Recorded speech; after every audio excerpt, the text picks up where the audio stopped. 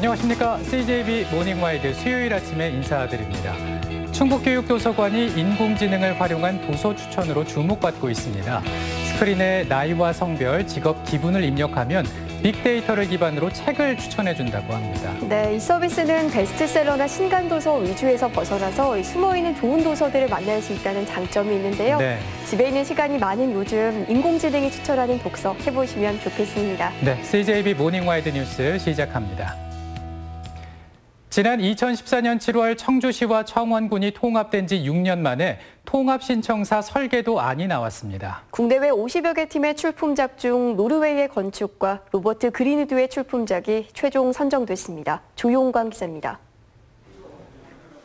청주시 신청사 국제설계 공모에서 최종 당선된 노르웨이의 건축가 로버트 그린우드의 출품작입니다. 7층 규모로 곡선과 사선이 어우러진 배 형태를 띠고 있습니다. 근대 건축물로서 가치가 인정된 현 청사의 본관동은 존치하고 2개의 공원과 전시 공간 등을 갖춘 시민 열린 공간으로 구성됐습니다. 그린우드는 노르웨이 오슬로의 오페라 하우스를 설계한 세계적인 건축가입니다.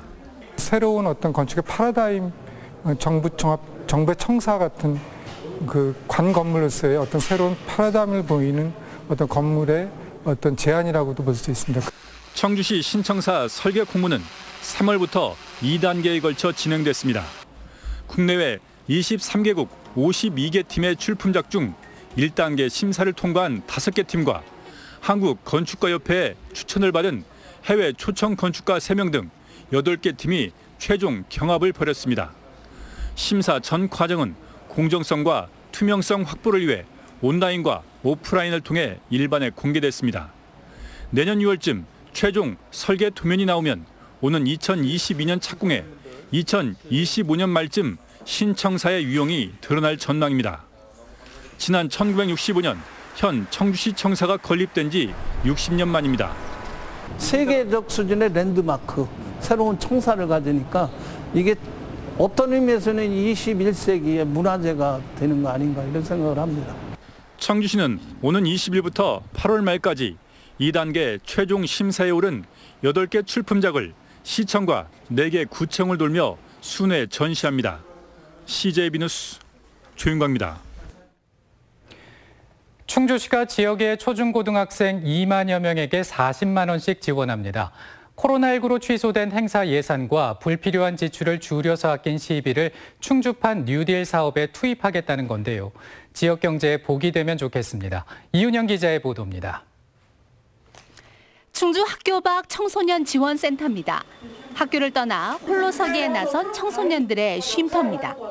혼자 공부하기에는 좀 막막하고 벅찬 느낌이 있어서 어려웠는데 코로나19로 어려움을 겪고 있는 이곳 학생 100여 명에게 충주시가 1인당 40만 원씩의 돌봄 지원금을 지급합니다. 저희 친구들한테는 큰 도움이 될 수 있죠. 무엇보다도 온라인 수업을 하게 됐었을 경우에 필요로 하는 기기라든가 장비들이 굉장히 부족했었고요. 학교 밖 청소년뿐만이 아닙니다. 초중고와 특수학교까지 충주시에 주소를 둔 2만 1천여 명의 학생 모두가 수혜 대상입니다. 학생 1인당 40만 원씩 총 83억 원이 지원됩니다.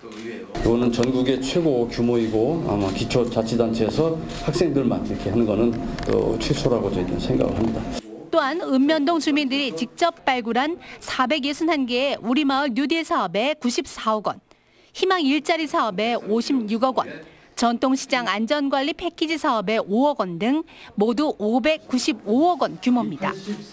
특히 131억 원의 재원은 추가 세입 없이 각종 경비를 10% 이상 절약하는 등 허리띠를 졸라매 마련했습니다. 전혀 세입이 증감이 없고 이 부분은 지출 조정한 것 같고 투입하게 된 상황입니다. 충주시의 긴급 추경 예산은 다음 주 열리는 충주시의회 임시회의 의결을 거쳐 오는 23일 최종 확정됩니다. CJB 뉴스 이윤영입니다. 상임위원회 자리를 두고 파행을 겪었던 후반기 충청북도의회가 진통 끝에 원구성을 마무리했습니다. 도의회는 오늘부터 본격적인 후반기 의정 활동에 돌입합니다. 안정은 기자가 전해드립니다. 원구성을 두고 갈등을 빚었던 충청북도 의회가 11대 후반기 상임위원장을 모두 선출했습니다. 첫 임시회에서 상임위원장 후보 5명 중 2명이 탈락하는 곤혹을 치른 더불어민주당은 가까스로 계파 갈등을 봉합한 겁니다. 임시회 직전까지 이어진 의원 총회 끝에 이명은 정상교 의원을 후보로 정하고 곧바로 선임했습니다. 앞으로 행문위 위원장으로서 우리 행문위 의원님들과 함께 힘을 합쳐 오로지 도민 행복을 위해서 최선을 다하겠다는 인사 말씀으로 중책을 맡겨주셨으니까 최선을 다해서 제11대 후반기 의장단의 소속으로 도민을 위하고 충북 발전을 위해서 최선을 다하겠습니다. 이로써 충청북도 의회 11대 후반기 상임위원회는 이상욱 의회 운영위원장, 박형용 정책복지위원장, 이명은 행정문화위원장, 정상교 산업경제위원장, 김기창 건설환경소방위원장, 박성원 교육위원장이 맡게 됐습니다. 우여곡절 끝에 원구성을 마무리했지만 부적절한 내홍과 리더십 부재로 이미지에 적지 않은 타격을 입었습니다. 우리 도의회가 도민 여러분께 사랑과 신뢰를 받는 의회가 되도록 하겠다는 말씀을 드리며 지속적인 성원을 부탁드립니다. 진통 끝에 원구성을 마무리한 충청북도 의회, 여론의 신뢰 회복이라는 무거운 과제를 안고 본격 출범했습니다. CJB 뉴스 안정은입니다. 고등학생들이 자신의 적성과 진로에 맞는 과목을 선택해 이수하는 고교학점제가 2025년부터 전면 시행됩니다. 2022년 부분 시행을 앞두고 충청북도 교육청이 청주시를 고교학점제를 이끌 선도직으로 조성하기 위해 지역대학과 청주시와 손을 잡았습니다. 진기훈 기자입니다. 현재 충북 대부분 고등학교에선 2, 3학년 학생들이 과목을 선택해 시간표를 짭니다. 각자 자신의 적성과 진로 등에 맞춰 선택하는데 공대를 지망한다면 과학과 수학 과목에 집중하는 방식입니다. 대학교 때 배울 학과에 대한 좀 근접한 내용을 배울 수 있게 과목을 정한다는 점? 그게 좋은 것 같아요. 자율적이게. 고교학점제 도입을 대비하기 위한 건데 학생들의 집중도가 오르고 지망하는 학과에 맞는 과목들에 집중할 수 있어서 학생부 종합전형 등 입시에도 유리합니다. 하지만 학생들 수요에 맞춰 늘어나는 과목 수에 비해 턱없이 부족한 교사 인력은 풀어야 할 숙제입니다.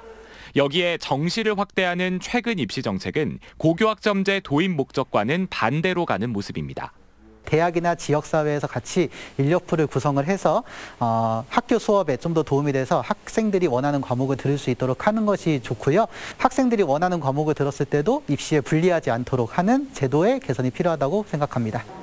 고교학점제가 안정적으로 시행될 수 있도록 충청북도 교육청이 청주를 고교학점제 선도지구로 조성합니다.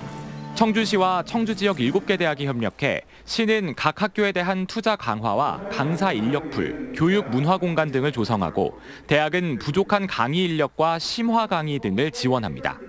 대학들이 흔쾌하게 동참해 주시고 청주시에서도 적극 지원하겠다고 하셨기 때문에 부족한 점은 어떻게 보완을 해야 될지를 그렇게 먼저 하는 그런 모델이 될 것 같습니다. 청주 지역 고등학교 학생들이 다음 학기부터 청주 지역 대학에 수강 신청을 할 수 있게 되는 등 고교학점제 안착을 위한 본격적인 노력이 시작됐습니다. CJB 뉴스 진기훈입니다. 충청북도와 충북대 등이 손잡고 기생생물자원 세계은행을 설립합니다. 기생생물이란 알기 쉽게 기생충을 말하는데요. 퇴치 대상에서 인간의 생명과 건강을 지키는 중요한 자원으로 새롭게 주목받고 있습니다. 구준회 기자입니다.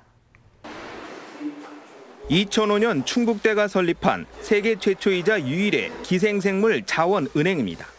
멀리 아프리카까지 전 세계에서 수집한 기생충 샘플 2만 개를 보유하고 있습니다. 사람과 야생동물, 가축 등에서 유래한 것들입니다. 퇴치의 대상이던 기생충이 의학과 농생물 분야의 첨단 생물자원으로 주목받고 있습니다. 미국에선 기생충을 이용해 크론병 치료제를 만들었고 각종 신약과 진단시약 개발이 국내에서 활발히 시도되고 있습니다. 전혀 예상하지 못한 용도가 발견이 되고 그래서 지금 전 세계 각 학자들이 막 연구를 시작하는 중이에요. 그러니까 우리나라도 여기에 뛰어들어서 새롭게 눈뜨기 시작한 기생생물 자원을 선점하기 위해 충청북도와 충북대, 대한기생충학회가 손을 잡았습니다. 기존 기생생물 자원은행을 세계은행으로 확대해 국제적인 연구개발 허브로 만든다는 구상입니다. 치료제 개발과 기능성 식품 소재, 생물학 제재 등 앞으로 활용 분야가 무궁무진할 것으로 보고 있습니다. 기생생물 자원 표준 라이브러리 및 빅데이터 구축하고 연구는 물론이고 또 기생충이 오늘날 또 자원으로서의 그 가치가 굉장히 중요시하게 되는 이런 충북으로서는 관련 분야 산업화와 연구소 유치, 바이오 헬스 산업과의 시너지 효과를 기대하고 있습니다. 우리 오송 바이오가 앞으로 세계적인 바이오 메카가 되도록 하는데 우리를 해박을 맺게 되는 우리 기생생물 자원 세계은행이 들어선다면 굉장한 그 기여를 할 것이다. 태고 쪽부터 공존해온 기생충이 우리의 건강과 아름다움을 지켜줄 새로운 자원으로 주목받고 있습니다.